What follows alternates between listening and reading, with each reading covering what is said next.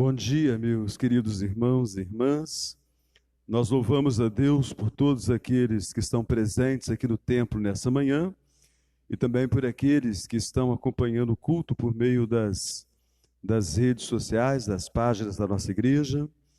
Nós estamos encerrando hoje o mês de maio e o tema desse mês tem sido família. A cada domingo nós temos enfatizado aqui a leitura de 2 salmos. E vamos mantê-lo também no dia de hoje. Eu quero convidar vocês a abrirem ou ligarem as Bíblias de vocês no Salmo 127. Salmo de número 127.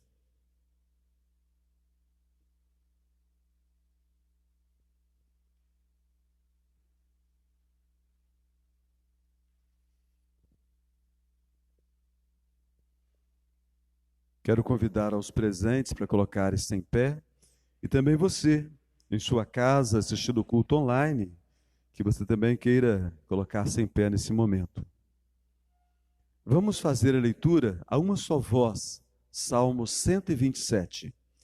Se o Senhor não edificar a casa, em vão trabalham os que a edificam. Se o Senhor não guardar a cidade, em vão vigia a sentinela. Inútil vos será levantar de madrugada, repousar tarde, comer o pão que penosamente granjeastes. Aos seus amados ele o dá enquanto dormem. Herança do Senhor são os filhos, o fruto do ventre, seu galardão. Como flechas na mão do guerreiro, assim os filhos da mocidade. Feliz o homem que enche deles a sua aljava, não será envergonhado quando pleitear com os inimigos à porta. Então, se o Senhor não edificar a casa, e eu quero convidar você a pensar nisso nesse momento. Eu tenho certeza que você tem sido zeloso da sua família, que você tem estado preocupado com o seu casamento, o seu relacionamento com filhos. Tenho certeza que filhos têm estado preocupados em ter um relacionamento melhor com os pais, os irmãos entre si tentando viver uma vida harmoniosa. A vida na igreja, eu tenho certeza que você tem tentado acertar, mas é fato que muitas vezes, apesar dos esforços, as coisas não vão muito bem. Então pode ser que em casa, apesar dos seus esforços, as coisas não estejam caminhando tão bem. E pode ser que na igreja, apesar do intento, do desejo do seu coração, espiritualmente você não esteja tão bem como você gostaria. O segredo, meus irmãos, é o versículo 1. Se o Senhor não edificar a casa. Então não adianta, nem na vida da igreja, você pensar que você vai dar conta do recado. Nós precisamos de Deus. Precisamos do socorro divino. Vamos abaixar as nossas cabeças. Vamos confessar a Deus esse pecado nosso de pensar que nós vamos resolver o problema dentro de casa. Nós temos que fazer alguma coisa. De pensar que nós vamos resolver o problema na igreja. Temos que fazer alguma coisa. Mas o principal é buscar a Deus. Precisamos deixar Deus agir na nossa vida para que Ele possa estar agindo na nossa família. Bondoso Deus, obrigado pelo teu cuidado conosco nessa manhã. Hoje é o dia do Senhor. Já em nossas igrejas, em que o culto presencial volta a acontecer, alguns irmãos e irmãs começam a deixar os seus lares para participar do culto no templo. E como isso é importante, ó Deus. É essencial para a nossa alma a comunhão. Nós sabemos que o culto online tem sido uma bênção para muitas pessoas, mas para outros nem tanto assim.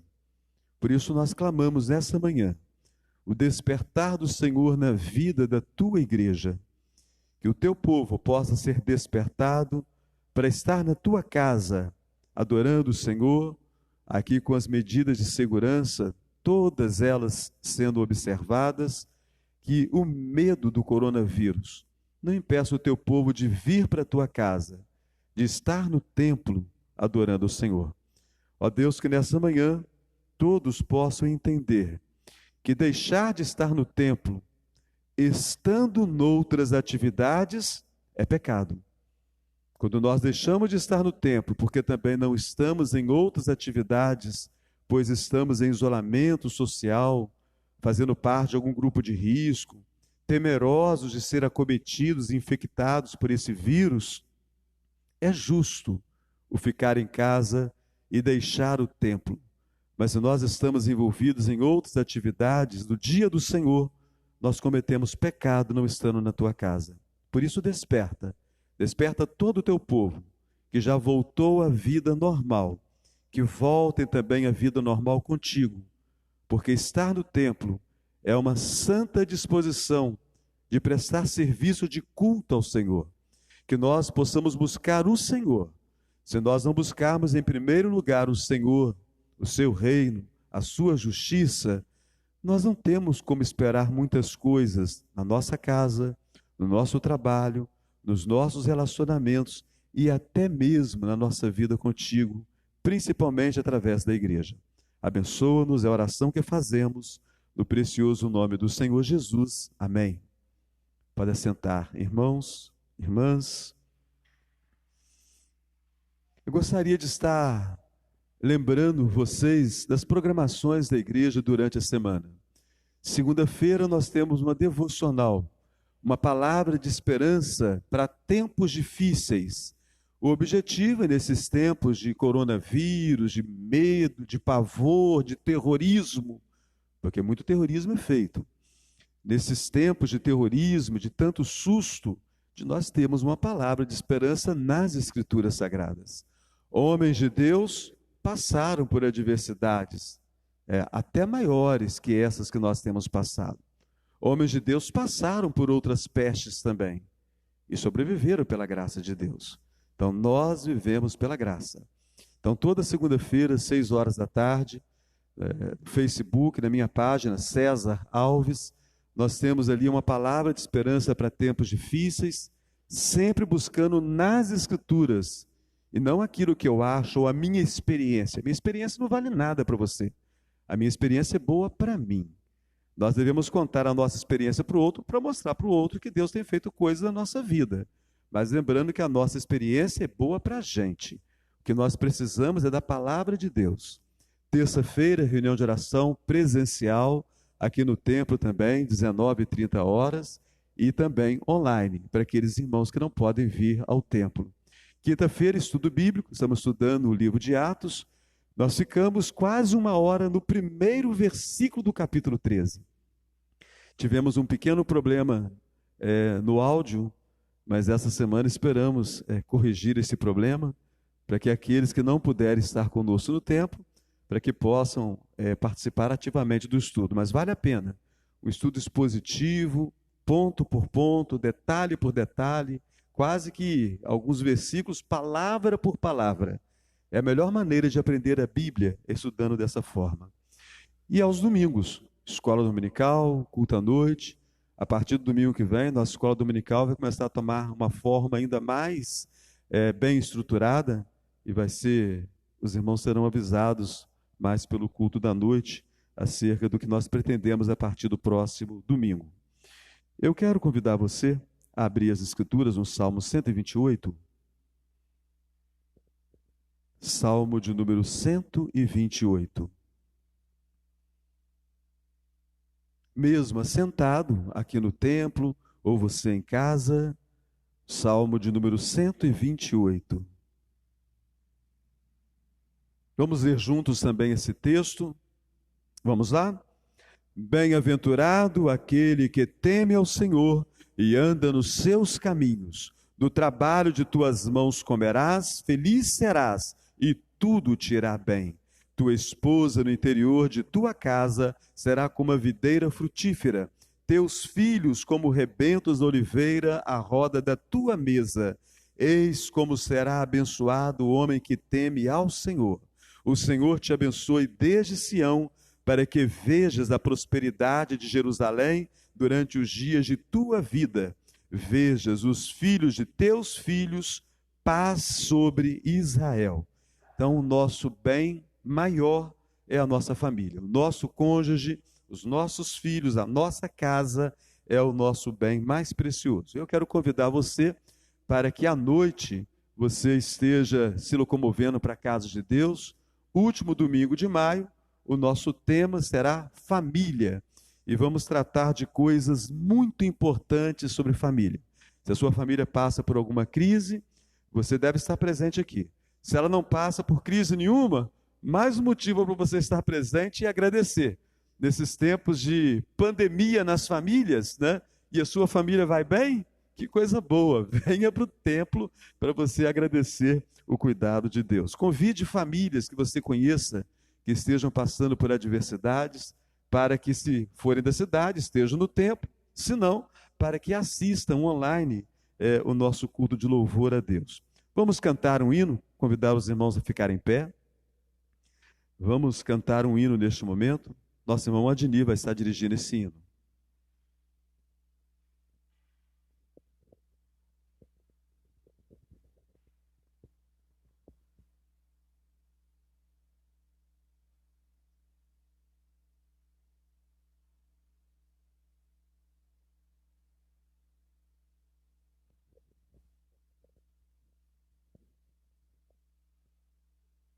Bom dia a todos. Nós vamos estar entoando o hino 93. Firmeza na fé.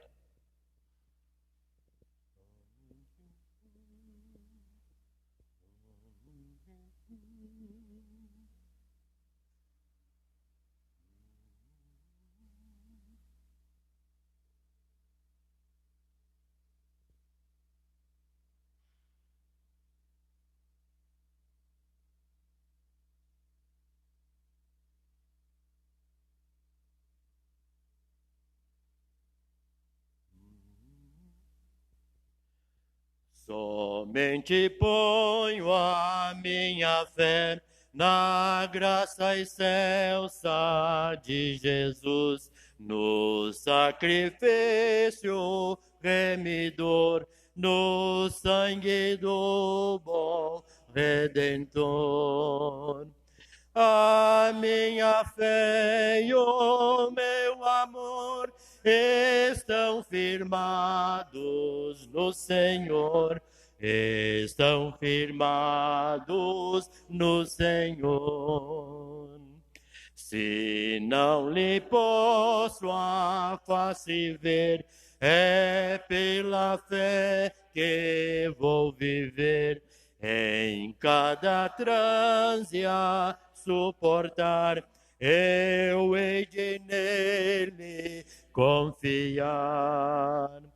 A minha fé e o meu amor estão firmados no Senhor, estão firmados no Senhor. A sua graça é muito real, brigo traz no temporal, ao vir cercar-me a tentação, me fortalece sua mão. A minha fé e o meu amor estão firmados no Senhor, estão firmados no Senhor. Quando a trombeta ressoar, irei com ele me encontrar, e com os salvos cantarei louvor eterno ao grande Rei. A minha fé e o meu amor estão firmados no Senhor, estão firmados no Senhor.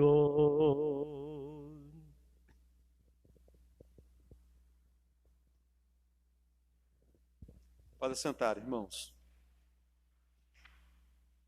Nós temos aniversariantes que vão estar sendo lembrados durante o culto da noite, e vocês que estão participando das programações de forma online, nós queremos também convidar para que, se porventura estiver fazendo aniversário durante a semana, estejam também enviando o seu nome para que a gente possa estar lembrando de você nas nossas orações. Vamos passar a palavra para o grupo de música. Nossa irmã Roberta vai nos conduzir a Deus com alguns cânticos. O primeiro cântico, aqueles irmãos que vieram preparados podem entregar os seus dízimos e as suas ofertas.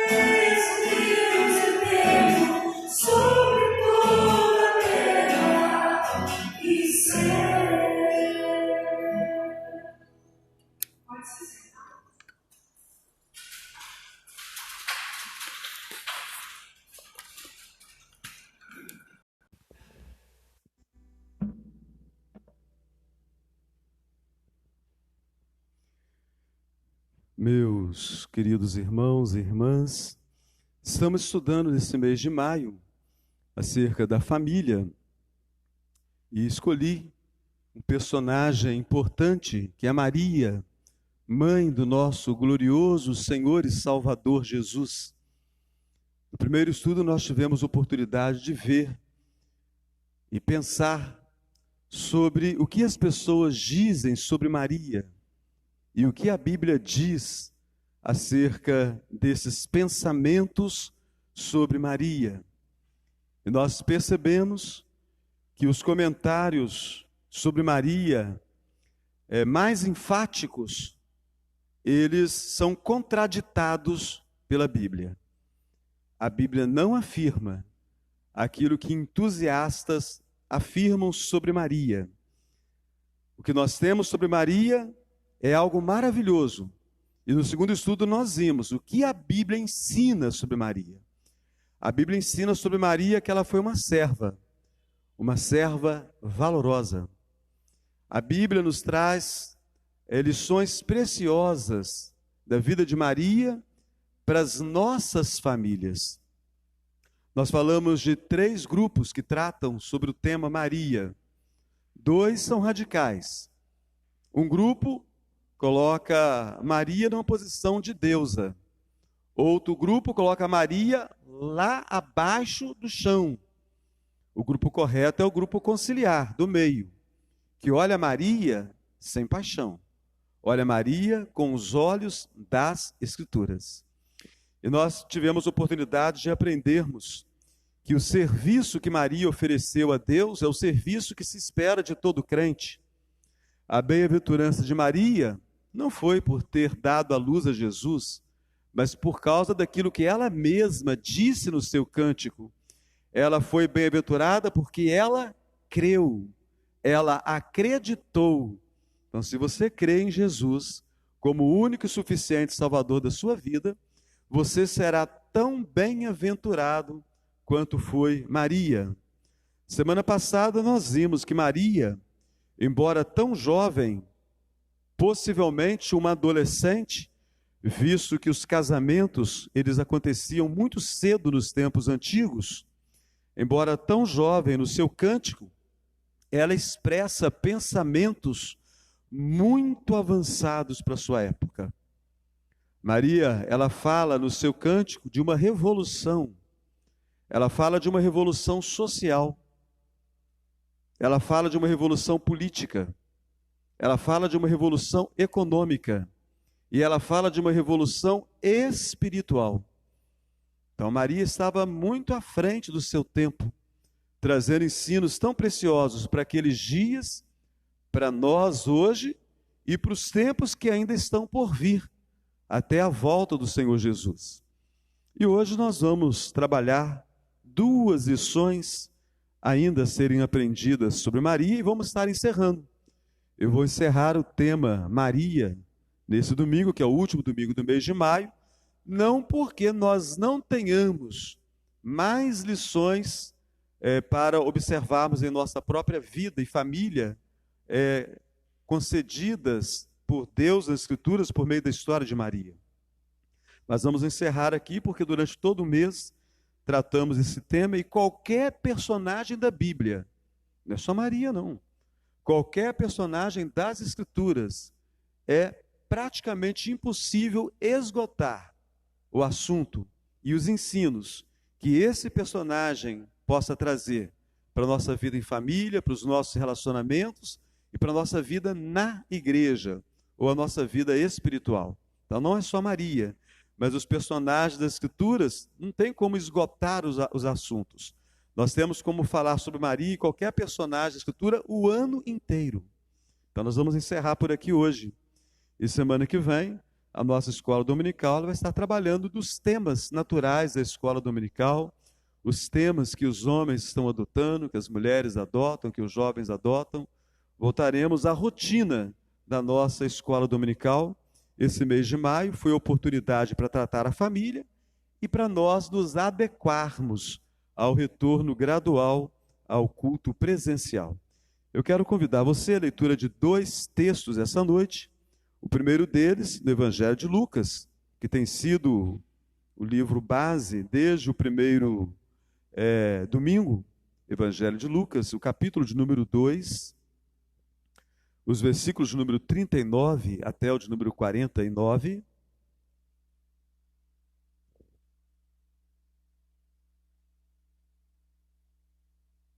Você pode estar marcando aí na sua escritura.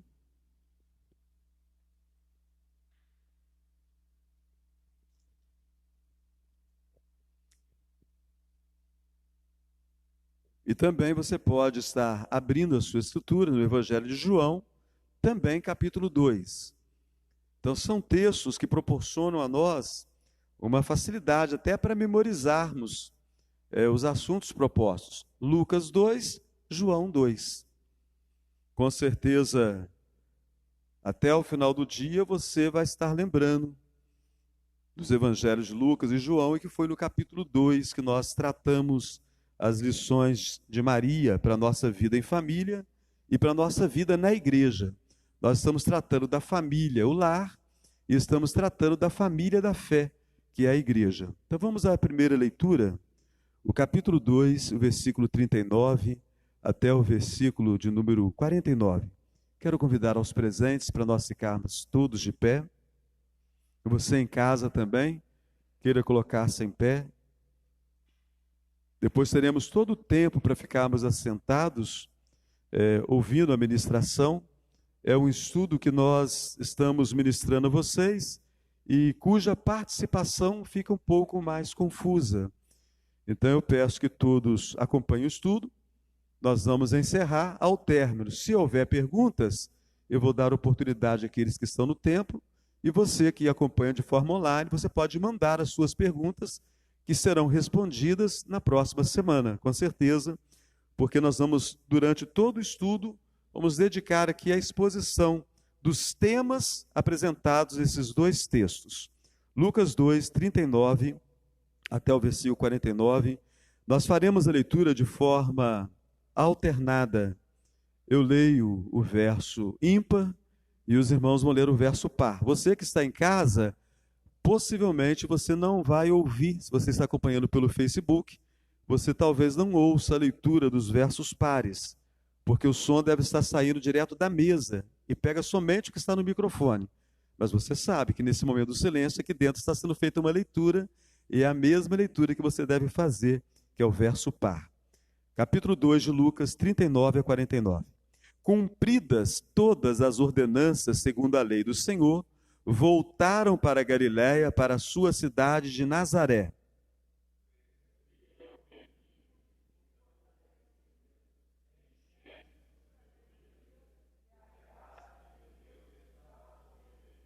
Ora, anualmente iam seus pais a Jerusalém para a festa da Páscoa.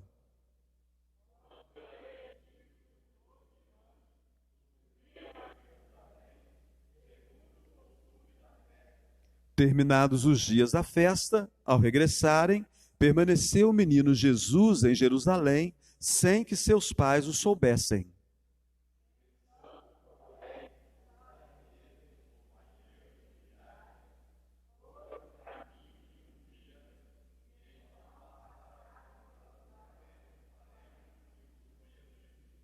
E não o tendo encontrado, voltaram a Jerusalém à sua procura.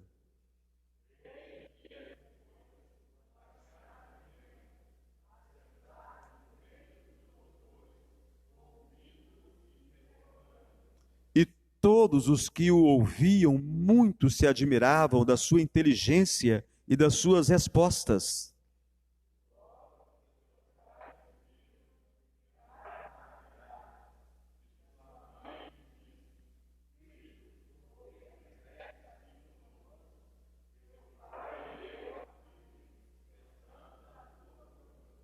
Todos.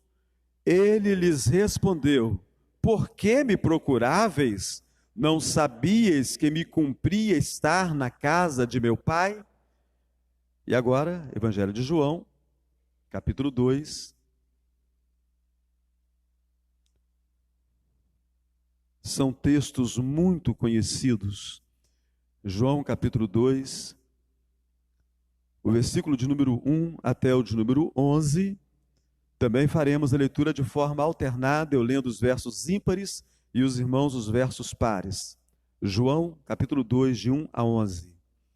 3 dias depois, houve um casamento em Caná da Galileia, achando-se ali a mãe de Jesus.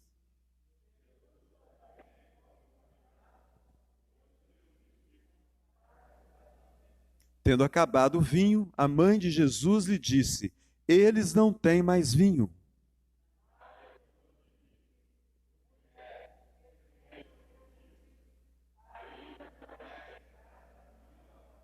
Então ela falou aos serventes: fazei tudo o que ele vos disser.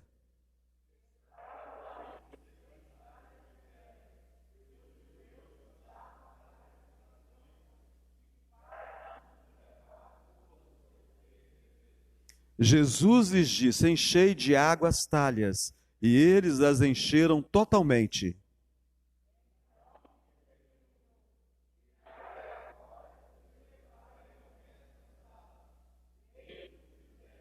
Tendo o mestre-sala provado a água transformada em vinho, não sabendo de onde viera, se bem que o sabiam os serventes que haviam tirado a água, chamou o noivo.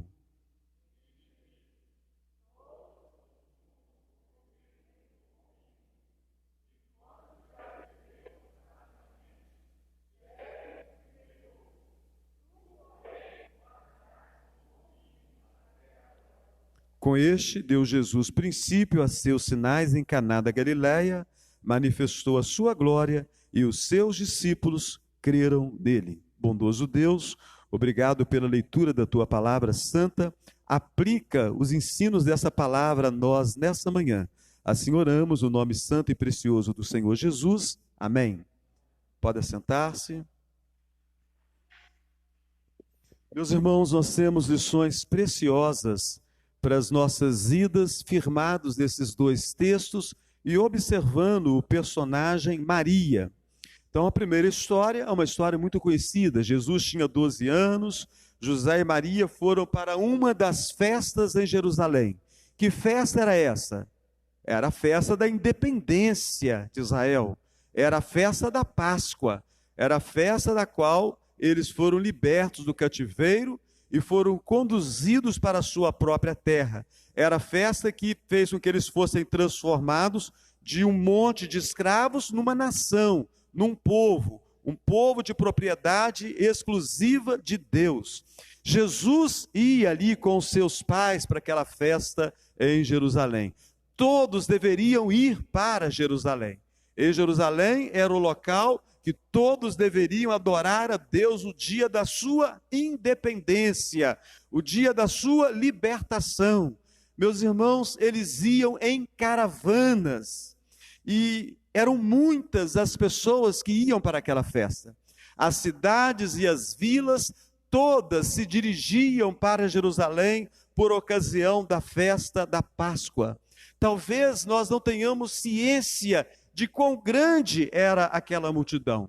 Nós vemos algumas vezes falar dos cânticos de romaria, do povo que saía para Jerusalém cantando alegremente para o culto a Deus, mas só, meus irmãos, na Galileia haviam mais de 200 cidades e todas elas com mais de 10 a 15 mil habitantes. Então, uma grande multidão caminhava para Jerusalém, e nós estamos tratando das cidades da Galileia. Uma festa só, as caravanas fluíam para lá, iam se juntando as multidões, caminhando por aquelas estradas pequenas, estradas estreitas, estradas perigosas.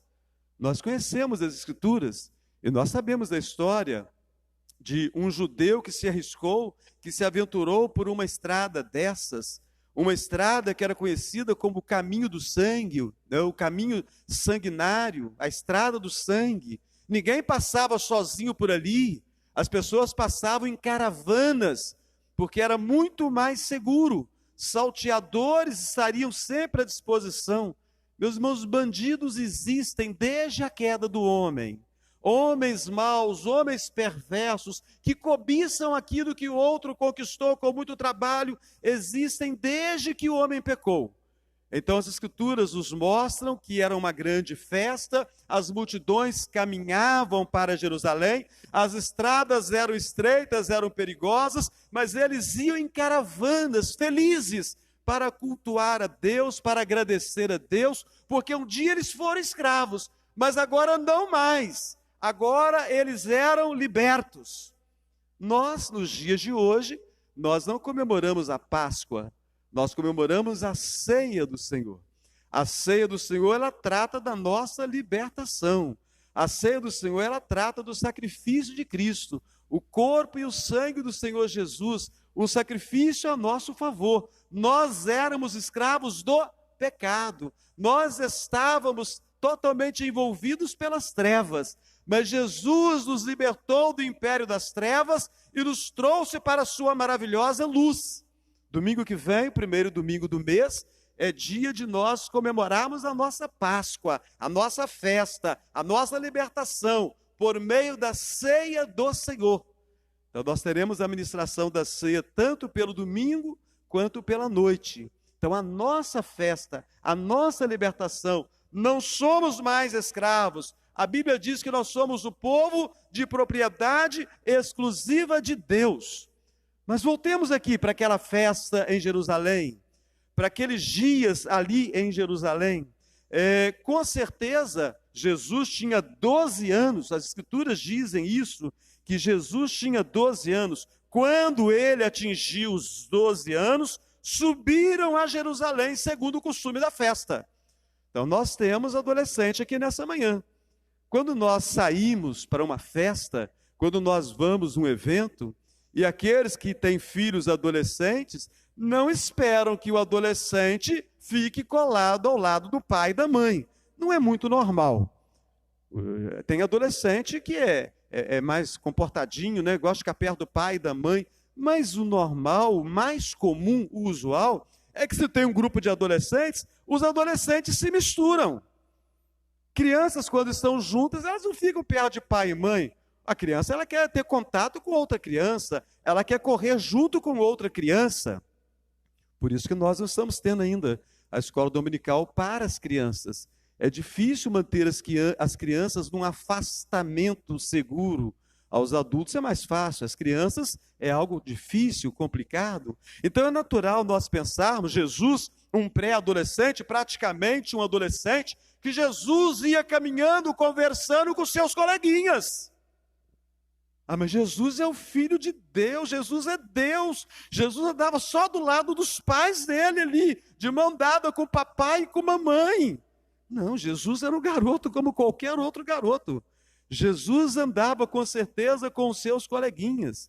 E quando eles voltaram da festa, fica evidente que assim era o comportamento dos adolescentes daqueles dias, semelhante ao comportamento dos adolescentes de hoje. Adolescente gosta de estar com adolescente, adulto gosta de estar com adulto, criança gosta de estar com criança. Quando voltaram da festa, um dia de viagem, já estavam rumo para a Galiléia, e então eles percebem, cadê Jesus? Jesus não estava entre os outros adolescentes, estão caminhando, um dia de viagem, cada um começa a tomar rumo da sua vila, cada um começa a tomar rumo da sua cidade, são mais de 200 cidades que caminharam para aquela festa, a multidão começa a diminuir, os coleguinhas começam a se afastar, e agora José e Maria percebem, que diminuindo a multidão, cadê Jesus? Jesus não estava entre os demais adolescentes, onde estava Jesus? Nós que somos pais, quando nós perdemos os filhos, nós ficamos desesperados, nós ficamos assustados. Quanto mais nesses tempos de hoje, de tanta perversidade, de tanta maldade, meus irmãos, é claro, imaginarmos que José e Maria foram tomados de desespero. E eles voltaram para Jerusalém. Por que voltaram para Jerusalém? Porque eles estavam assustados. Se eles estivessem calmos, se eles não tivessem assustados com aquela situação, não, está tudo tranquilo. Quando nós chegarmos em casa, Jesus vai estar lá junto com os outros meninos, ele deve estar mais para trás, menino elevado, deve ter ido para frente com os outros meninos. Não. Eles sabiam que alguma coisa não estava muito bem. Então, eles que ficaram durante um dia já caminhando, agora eles têm que voltar para Jerusalém. Então, a Bíblia fala que durante 3 dias o procuraram. Um dia de viagem, no final do dia, e mais os outros dias procurando por Jesus. E depois de 3 dias de procurar Jesus, encontraram Jesus conversando com os doutores. Foram ao templo, né? E não é assim mesmo na vida da gente? Quando a coisa fica complicada, para onde a gente corre? Para a casa de Deus, para a presença de Deus, e agora não tem mais jeito, agora eu estou desesperado, agora eu não dou conta mais, agora só Deus. Se tivessem procurado Jesus logo de início do templo, já teriam encontrado Jesus. Depois de terem procurado, 3 dias procurando, foram para o templo e encontraram Jesus, e Jesus estava conversando com os doutores. Qual foi a reação de Maria? Sim, ela ficou maravilhada. Que filho, que garoto, conversando com os doutores, que maravilha. Ele faz perguntas e os doutores estão impressionados. Meu filho é um menino muito inteligente. Não foi esse o comportamento de Maria. O comportamento de Maria foi o comportamento de toda mãe. Meu filho, por que fizeste assim conosco? Maria não aguentou. Meu filho, você nos deu um baita susto. O que aconteceu com você, Jesus? Os outros meninos foram e você ficou para trás. Meus irmãos, só essa experiência de Maria é suficiente para derrubar o ensino de que Maria seja intercessora. Só essa experiência de Maria é suficiente para quebrar o ensino de que Maria seja corredentora. E eu vou falar algo aqui, e antes de você ficar assustado e ficar indignado, escuta primeiro. Maria não conseguia tomar conta do seu filho. Como é que ela vai ser intercessora? Como é que ela vai ser corredentora? Maria não conseguia tomar conta do seu próprio filho. E não há ponto negativo nisso não, gente. Qual mãe consegue tomar conta do filho 24 horas? Qual mãe consegue tomar conta do filho de tal maneira que o filho não apronte determinada coisa, não apronte determinada situação, não crie determinado embaraço? Maria é uma mulher como qualquer outra nesse sentido. Maria é uma mãe como você, minha irmã, que é mãe. Ela também teve as dificuldades da criação de Jesus. Ela também não conseguia tomar conta de Jesus quando ele era garoto, quando ele era adolescente. Ela não conseguia vigiar Jesus 24 horas, assim como você também não consegue vigiar Jesus. Então, ao falar isso, eu não estou ofendendo Maria. Eu estou mostrando que ela foi bem-aventurada realmente entre as mulheres. Ela não foi sobre e nem foi sob as mulheres, foi entre as mulheres. Como as demais mulheres, ela foi muito bem-aventurada, mas ela foi uma mulher com as fragilidades que tem todas as outras mulheres. Aí vem a resposta de Jesus. Você não sabia que eu devia estar na casa do meu pai? Você não sabia que eu deveria estar tratando dos negócios do meu pai? Que lição nós podemos tirar para a nossa vida, observando esse deslize de Maria? Observando esse momento que Maria, como qualquer outra mãe, José e Maria, como quaisquer outros pais, se descuidaram um minuto do adolescente. Descuida um minuto do adolescente e ele some. Mas Jesus sumiu para dentro do templo e ali debatia com os doutores. Então, meus irmãos, a lição que nós podemos tirar aqui é o perigo de alguém conviver com Jesus e não saber de fato quem é Jesus.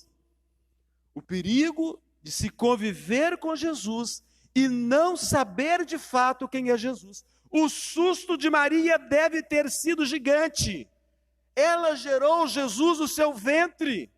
Ela amamentou Jesus. Ela deu banho em Jesus. Ela colocou roupinhas em Jesus. Ela carregou Jesus em seus braços. Ela ensinou Jesus a falar. Ela ensinou Jesus a ler e escrever. Ela ensinou a lei do seu Deus, porque era o papel da mãe judia ensinar a lei para o filho. E ela ainda não havia atinado com uma verdade gigante. E esse susto que Maria toma agora é muito maior do que o susto que ela havia tomado quando percebeu que entre os adolescentes, Jesus não estava entre eles. O susto agora é muito maior. É maior porque ela havia procurado por toda parte, ela não encontrou Jesus, mas o susto agora é o seguinte: meu Deus, ele não está entre os meninos, não. Meu Deus, ele é maior do que eu. Que susto Maria tomou. Jesus, o seu filho, era muito maior do que ela. Maria havia cantado que a alma dela se alegra em Deus, o seu Salvador. Ela havia cantado no seu cântico: mas ela não havia entendido isso plenamente. Mas, meus irmãos, o pecado de Maria nesse sentido é o pecado de todos nós. E quando nós olhamos para as Escrituras, nós percebemos isso. Abra sua Bíblia no Evangelho de Mateus, capítulo 20. Nós vamos perceber algo muito interessante. Mateus, capítulo 20, os versículos de número 22 os versículos de número 20 até o de número 22. Presta atenção no que diz esse texto. Mateus 20, os versículos 20 a 22. Então se chegou a ele a mulher de Zebedeu com seus filhos e, adorando-o, pediu-lhe um favor. Perguntou-lhe ele: que queres? Ela respondeu: manda que no teu reino estes meus 2 filhos se assentem, um à tua direita e o outro à tua esquerda. Mas Jesus respondeu: não sabeis o que pedis. Podeis vós beber o cálice que eu estou para beber? Responderam-lhe: podemos. Tiago e João, assentar-se um à direita e outro à esquerda. Aquela mãe não sabia o que estava pedindo. E eles também não sabiam o que eles queriam. Eles pensavam na grandeza da glória. Eles não pensavam no sofrimento que haveria de anteceder a glória. Eles pensavam no Cristo no céu, assentado no seu trono. Mas para que ele pudesse assentar-se no trono, era necessário beber de um cálice amargo. Era necessário beber de um cálice terrível. E estavam com Jesus, mas eles não entendiam o ministério de Jesus. Eles não entendiam a mensagem, estavam preocupados com a glória. O Evangelho de João, capítulo 14. Escola dominical, vamos abrir a Bíblia, né, gente? Vamos abrir a Bíblia e vamos ler. João, capítulo 14, os versículos 8 e 9.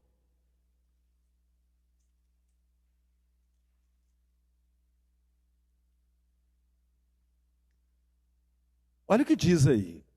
Replicou-lhe Filipe: Senhor, mostra-nos o Pai, e isto nos basta. Disse-lhe Jesus: Filipe, há tanto tempo estou convosco, e não me tens conhecido?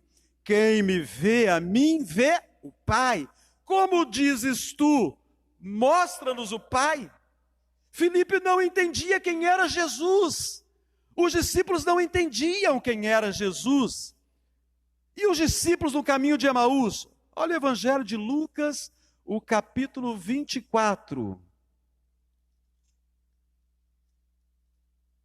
Depois da crucificação, os discípulos procuram um lugar para fora de Jerusalém. Eles estão cabisbaixos, eles estão tristes, eles têm um sentimento de derrota muito grande. Lucas capítulo 24, o versículo 21, nós podemos perceber na fala deles, Jesus está com eles ali, mas eles não percebem. Olha o que eles dizem, o versículo de número 21. Ora, nós esperávamos que fosse ele. Estavam conversando com Jesus sem saber que era Jesus, estavam falando sobre Jesus. Ora, nós pensávamos que fosse ele, Jesus, quem havia de redimir a Israel. Mas depois de tudo isso, e já este o 3º dia, desde que tais coisas sucederam.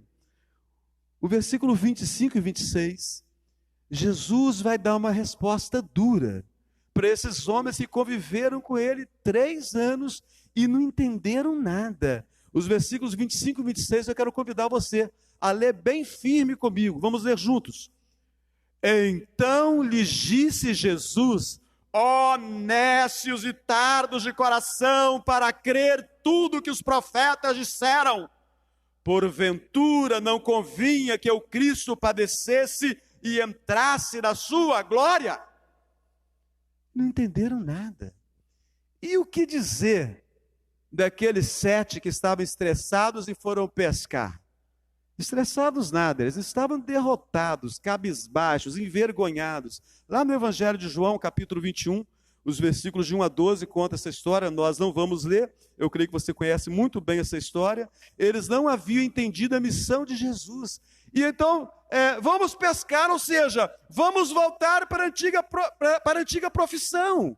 Jesus nos chamou para sermos pescadores de homens, mas ele morreu, acabou tudo. Vamos voltar para os barcos, vamos voltar para as redes, vamos voltar para o mar.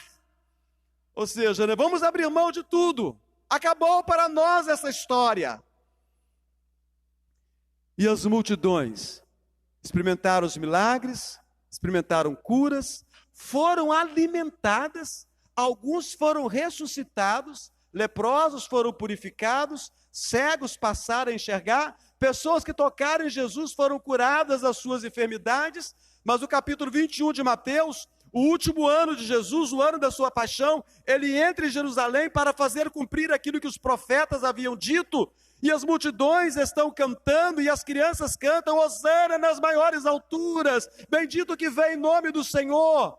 Aí de repente as multidões começam a indagar, quem é este? Quem é este que vem com alarido, com festa, quem é este? Aí alguém responde, este é o profeta Jesus de Nazaré da Galileia. Não entenderam que ele era o Messias, não entenderam que ele era o Filho de Deus, não entenderam que ele era Deus entre os homens. Maria e todos aqueles que conviveram com Jesus, quer fossem os discípulos da sua intimidade, quer fossem os demais discípulos que com ele conviviam, quer fossem as multidões que por ele foram beneficiadas, não sabiam de fato quem era Jesus. O segundo susto foi maior do que o primeiro. Meu Deus, o meu filho é maior do que eu. Então Maria percebeu que Jesus era muito maior do que ela, porque Jesus é Deus.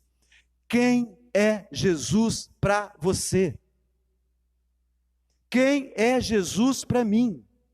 De repente nós sabemos que Jesus é Salvador, porque nós ouvimos falar isso.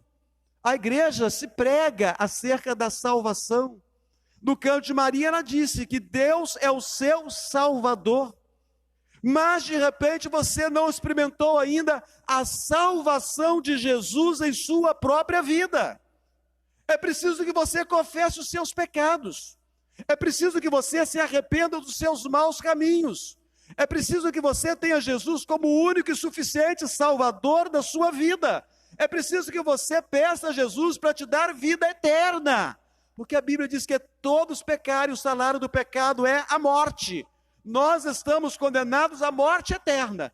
E morte eterna não é ser colocado num túmulo e então vai dormir eternamente. Não. Morte eterna é sofrimento eterno. É uma vida que não pode ser dita como vida, mas como morte. Com todos os sentidos, com todas as dores, com todos os pavores, pelos séculos dos séculos. A Bíblia diz que Jesus é o maravilhoso conselheiro. Eu e você precisamos aprender a confiar os problemas da nossa vida a Jesus. Todos os nossos problemas. A nossa vida familiar, a nossa vida relacional, a nossa vida espiritual, tudo aquilo que aflige o nosso coração. Ele é o maravilhoso conselheiro. Mas se você não sabe quem é Jesus, você é como Maria. Você leva apenas um susto com essas coisas e nada mais. Ele é o príncipe da paz.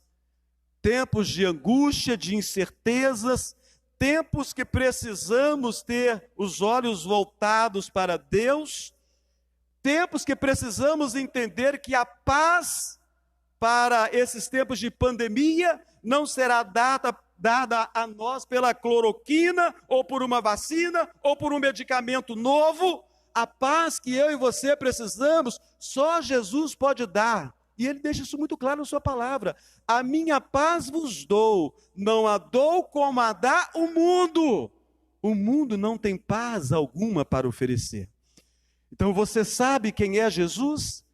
Quem tem sido Jesus na sua vida? Alguém de quem você tem ouvido falar? Ele é Salvador, ele é o maravilhoso conselheiro, ele é o príncipe da paz, ele é o pai da eternidade. No outro. Porque como Maria não tem experimentado nada disso. A segunda lição E agora nós vamos apelar para o segundo texto, que nós já fizemos a leitura, o Evangelho de João, capítulo 2.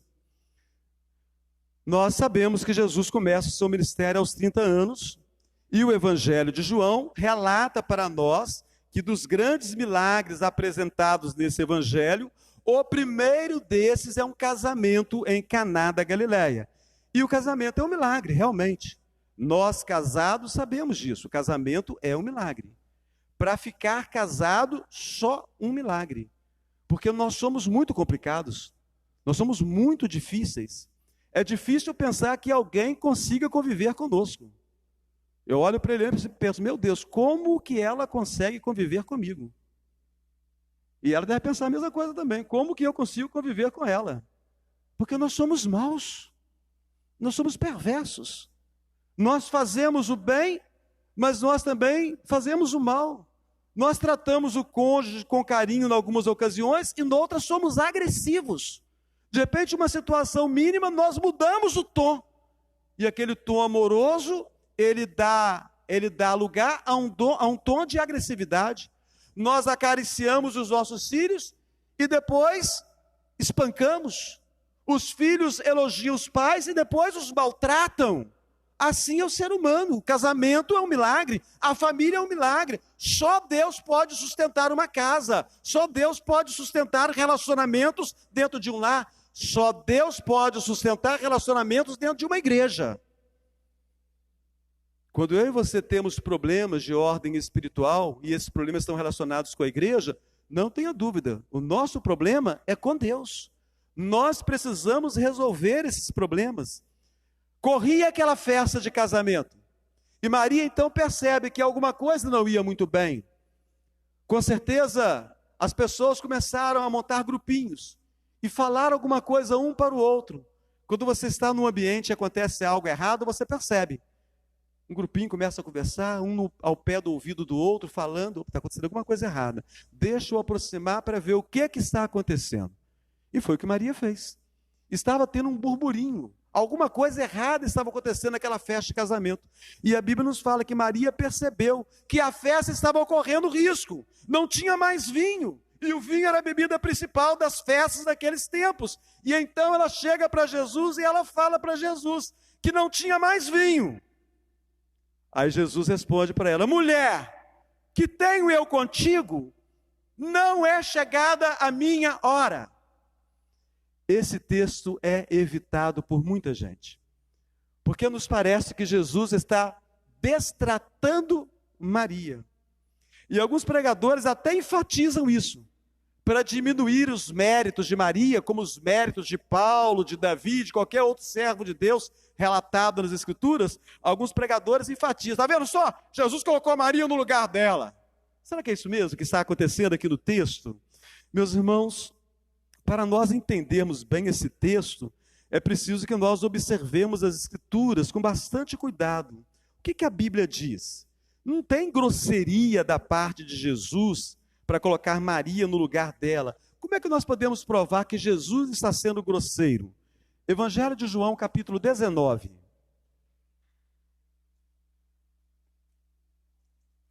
Então, para aquele que diga assim, não, Maria, ela foi intrometida, Maria está lá, Jesus está vendo tudo. Maria vai chegar para Jesus, acabou o vinho. Ele sabe o que tem que fazer. Então Jesus foi duro com ela, né? Mulher, que tenho eu contigo? Não é chegada a minha hora. Não é nada disso. E a prova está no Evangelho de João mesmo. No capítulo 19, no versículo de número 26, Jesus estava à cruz e Jesus está preocupado com a sua mãe. Olha o versículo 25. Vamos ver juntos os versículos 25, 26 e 27. Todos juntos, bem firmes. Vamos lá? E junto à cruz estavam a mãe de Jesus e a irmã dela, e Maria, mulher de Clopas, e Maria Madalena. Vendo Jesus sua mãe, e junto a ela o discípulo amado, disse, mulher, eis aí teu filho. Depois disse ao discípulo, eis aí tua mãe. Dessa hora em diante, o discípulo a tomou para casa. O que parece a você sobre o sentimento de Jesus aqui nesse texto? Se alguém quer forçar o texto bíblico do Evangelho de João e mostrar que Jesus estava bravo com Maria, porque Maria estava sendo intrometida, então a pergunta é, qual era o sentimento de Jesus em relação a esse texto que está aqui na cruz? Parece alguém que está repreendendo Maria de forma agressiva? Parece, sinceramente. É evidente que Jesus estava sendo extremamente carinhoso com sua mãe Maria. Com certeza Maria já era viúva nessa ocasião, José já tinha morrido. Ela ficaria desamparada. Nós sabemos que os irmãos de Jesus ainda não haviam convertido, só depois que eles vão se converter. E Tiago e Judas vão se tornar dois grandes servos de Deus e dois escritores de livros do Novo Testamento. Tiago e Judas, irmãos de Jesus, que vão ser convertidos após a morte de Jesus, possivelmente após a sua ressurreição. Maria então estava desamparada.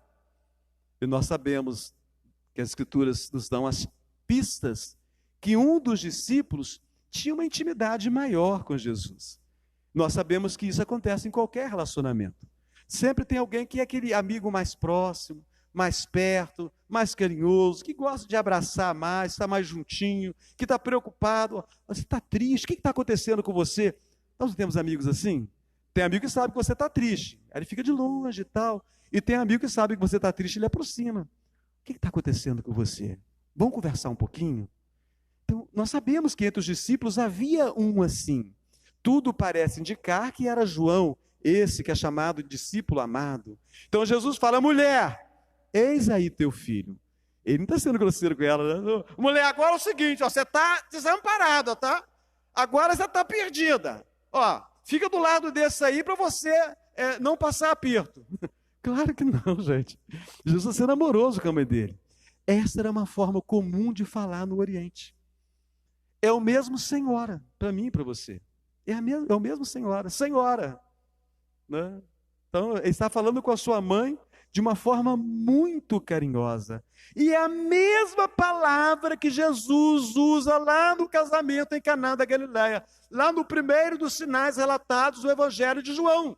A mesma palavra é a mesma que ele usa no seu último contato com Maria.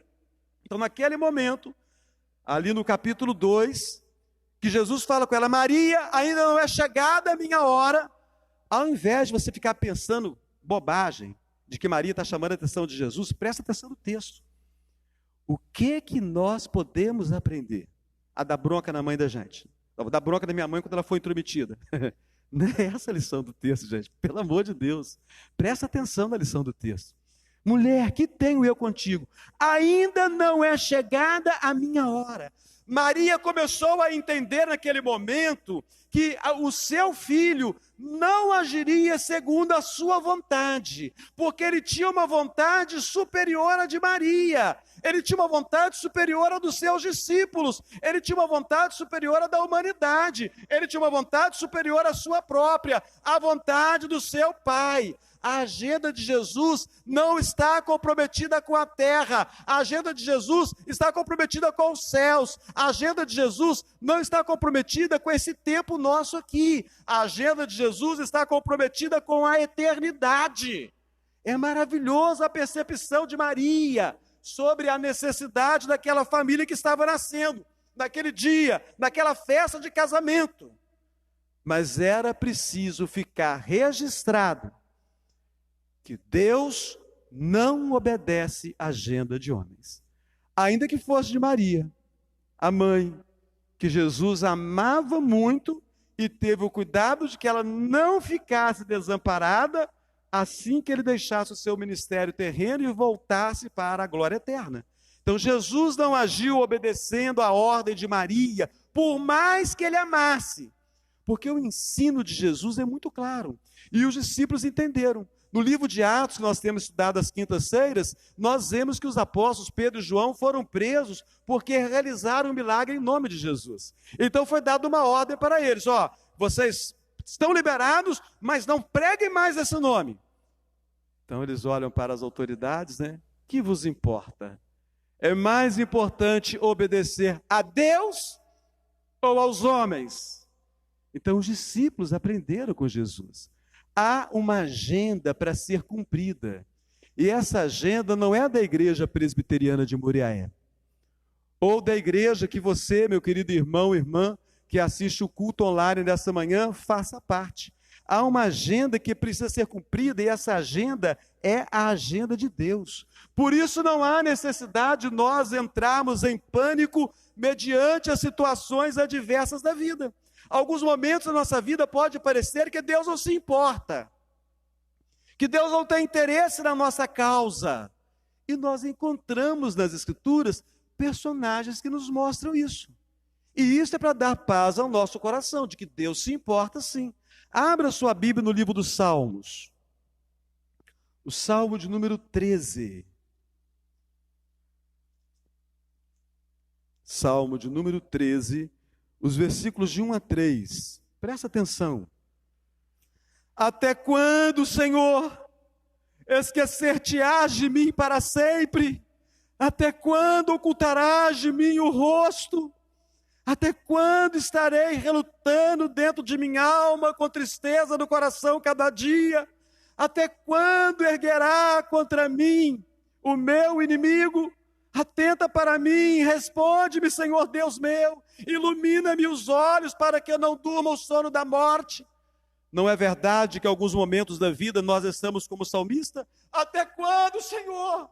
Eu não aguento mais, responda, Senhor, o meu clamor. Também o salmista no Salmo 40 nos dá uma lição preciosa. Deus é indiferente? Deus não quer atender o meu caso? O caso do outro é mais importante que o meu? Salmo 40, os versículos 1 e 2. Gostaria que todos fizessem a leitura a uma só voz comigo. Vamos lá?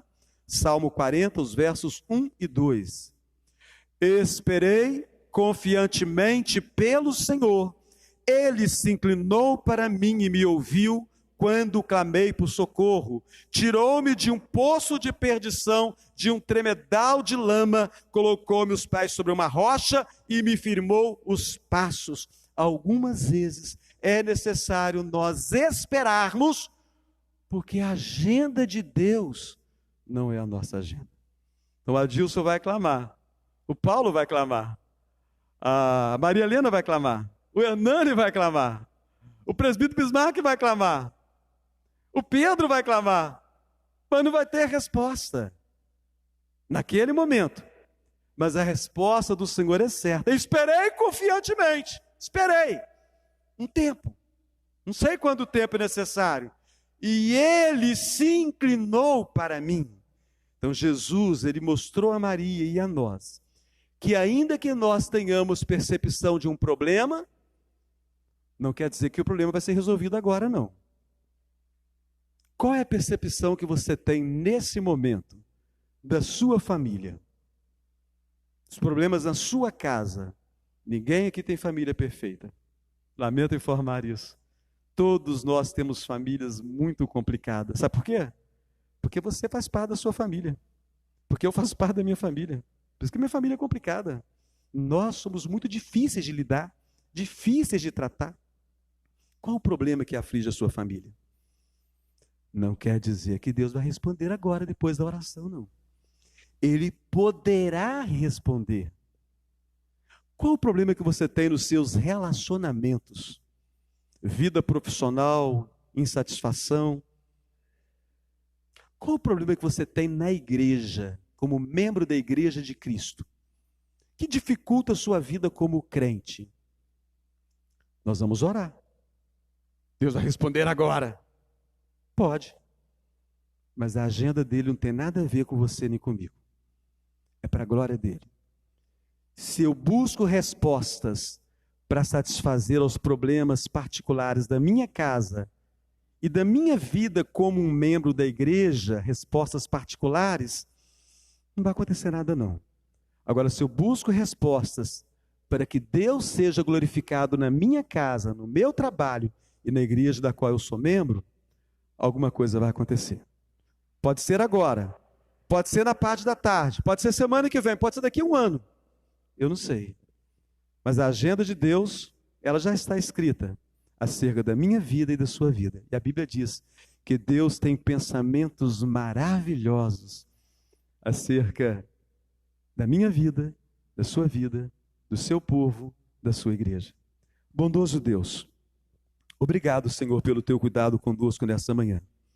Obrigado pela tua palavra, essa palavra tão maravilhosa, essa palavra que nos provoca, que nos ensina, primeiro, que de repente nós estamos há tanto tempo na igreja, mas ainda não tivemos uma experiência com o Senhor Jesus. É possível que nós estejamos há tanto tempo na igreja convencidos de que a igreja é um bom lugar para se estar, de que os membros da igreja são boas pessoas, são pessoas para ter um bom relacionamento, para fazer amizades, mas pode ser que nós ainda não estejamos convertidos a Cristo Jesus. Ajuda-nos, ó Deus bendito. Nós que estamos caminhando há tanto tempo na igreja, nós precisamos entender quem é Jesus. Se eu entendo quem é Jesus na vida do outro, eu preciso entender quem é Jesus na minha vida. E não permita também, ó Deus, que eu saia daqui sem esse entendimento, de que a agenda do Senhor já está determinada, e a agenda do Senhor é muito melhor que a minha. Eu posso confiar, porque a tua palavra diz, entrega o teu caminho ao Senhor, confia no Senhor, e o mais o Senhor fará. Obrigado por essas lições que Maria, tua serva, nossa irmã do passado, nos ensina nessa manhã, para aplicarmos em nossa casa e em nossa igreja. Assim oramos no nome santo e precioso do Senhor Jesus. Amém. Que Deus os abençoe poderosamente. À noite, 19 horas, todos aqueles que estão presentes, que puderem voltar, voltem. E aqueles que estão em casa e programaram para estar à noite, venham estar conosco.